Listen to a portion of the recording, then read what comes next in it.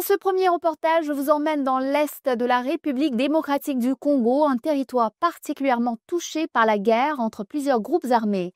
Beni, un des 6 territoires de la province du Nord Kivu, est particulièrement affecté avec un appauvrissement croissant de la population, une fatalité que les habitants ont décidé de défier à leur manière en s'investissant dans la transformation de l'huile de palme. Esprit de résilience, prise en main de moyens de production artisanale, tout cela dans un contexte sécuritaire qui menace la chaîne d'approvisionnement. Notre correspondant Daniel Michombero a voulu en savoir plus. Regardez. Nous sommes à Beni, ville de plus de 1 560 000 habitants en province du Nord Kivu. Depuis quelques années, plusieurs usines artisanales de transformation des palmiers à huile ont vu le jour et constituent une source de revenus pour des personnes déplacées de guerre.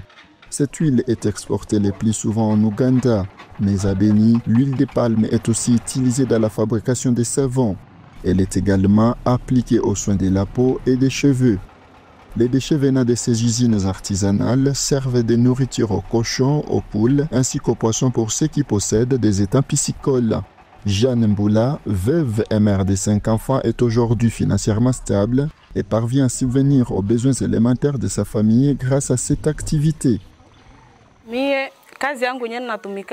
Mon seul et unique travail, c'est le commerce de l'huile de palme. Je suis déplacée, venue du village de Ngambo Yanumbu. Quand je suis arrivée ici à Beni avec mes enfants, j'ai commencé ce travail pour assurer la survie de ma famille. J'achète ici pour aller vendre aux fabricants des savons. Dans cette usine, Kakule Benoît fait son possible pour gagner de l'argent qui lui permettra de finir de régler les traités de sa parcelle. Il fait tout de même face à plusieurs défis. Nous recevons les produits bruts que nous transformons en huile grâce à cette machine. La meilleure qualité est consommée dans la nourriture, l'autre sert dans la fabrication des savons. Il y a beaucoup de risques dans ce métier. Tu peux perdre ton bras si tu ne fais pas attention. Si tu prends de l'alcool, tu ne peux pas t'en sortir. Il faut être fort et souple. Comme dans tout travail, il y a des risques, car si la courroie lâche, il peut nous blesser. Je travaille depuis 1 an. Je suis dans le processus de me payer une parcelle. La fois dernière, nous avons arrêté les travaux à cause de l'insécurité, mais je travaille dur pour payer cette parcelle. Les fabricants de savons, c'est cette usine, la société industrielle et commerciale de Virunga Sikovir, fondée en 2013 à Mutuanga sur les pieds de Mont-Rwenzori, dans le territoire de Lubero, en province du Nord Kivu, à l'est de la RDC. Avec un chiffre d'affaires de 1,7 milliard de francs congolais, soit 707 142 8 571 $ pour cette année. Non seulement l'usine fabrique des savons avec une capacité d'1 tonne par jour pour la communauté et la région, elle fournit aussi des emplois à un grand nombre de jeunes.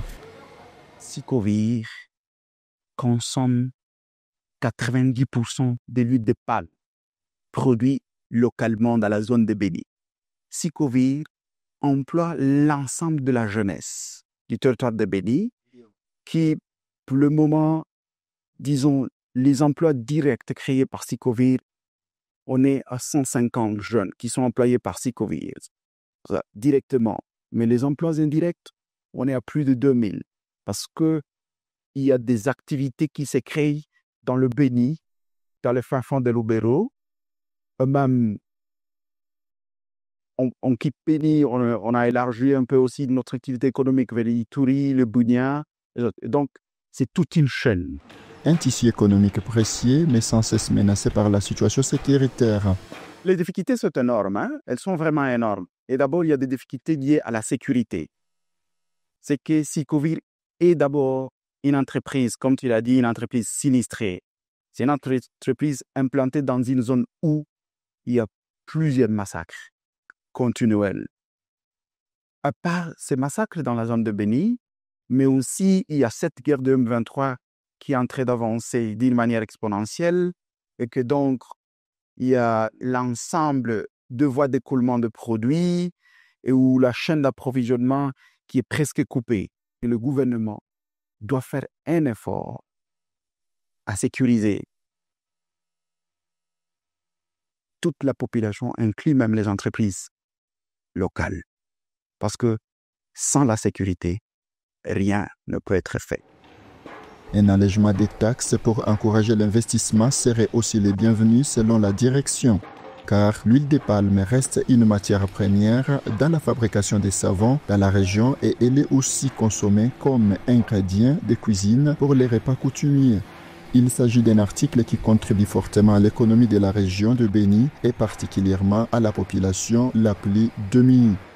En ville de Béni, principalement dans la région de Béni, l'huile de palme, c'est aussi un des produits les plus, s'il faut le dire, produits dans la région, principalement par la population à bas revenus, comme on les appelle.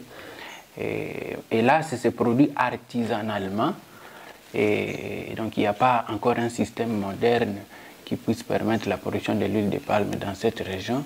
Mais c'est quand même quelque chose, un produit qui intervient beaucoup plus dans l'alimentation des humains comme l'alimentation des animaux et qui est aussi prisé pour la fabrication des savons.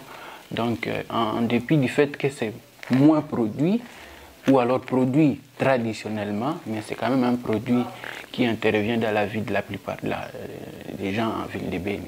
On estime qu'elle représenterait 4 à 5% de la production nationale.